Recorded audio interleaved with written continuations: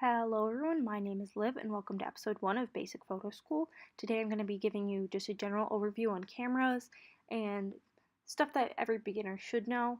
Most of my knowledge is from either my classes or from stuff I've read online or just from personal experience, and I apologize in advance for the crude drawings that you're about to see. So today I'm going to be talking specifically about DSLR cameras. There are several other types of cameras which I'm not going to get into right now. Just know that DSLR is usually the one that people are referring to when they're thinking about a professional camera. It's what I prefer to use. There are so many different types, and essentially what a DSLR is it's a camera that has a mirror inside of it, and as you take a photograph, the mirror flips, which usually produces a large sound, which people sometimes mistake as the sound of the shutter. But a DSLR also can have interchangeable lenses, which means you can shoot all sorts of different things with the same camera, and the lens quality will impact it a little bit, but it's also about the actual internal parts of the camera. So what do I need?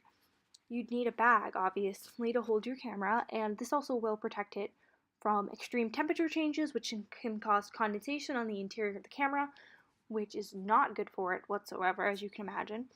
A microfiber cloth can also be very helpful for cleaning the lenses, because dirt and stuff can get on it and it'll make it harder for the camera to focus or your picture will appear dirty. I recommend carrying around an extra battery and just having it fully charged as much as you can, because if you're shooting in either cold weather or just shooting for long periods of time, the battery can die out and you just don't ever want that, obviously.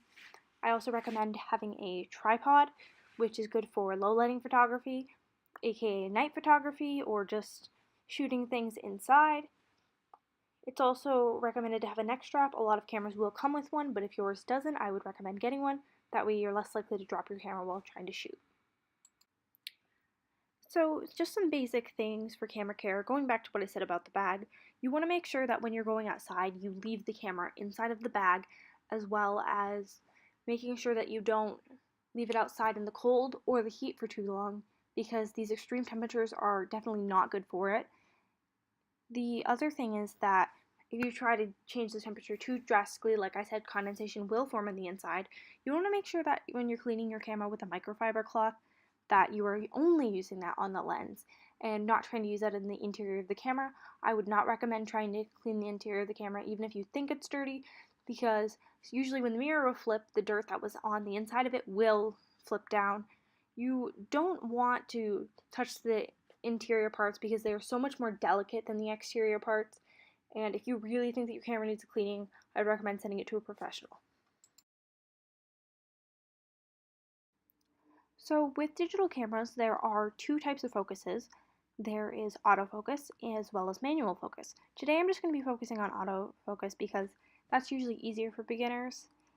And basically what you do is you just point your camera at the subject and you hold down the autofocus button. It'll usually focus on whatever's closest to it, so you do need to adjust yourself accordingly.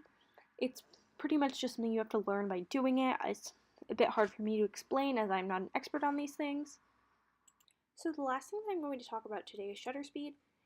Shutter speed is technically done in fractions, but people don't usually talk about them in fractions.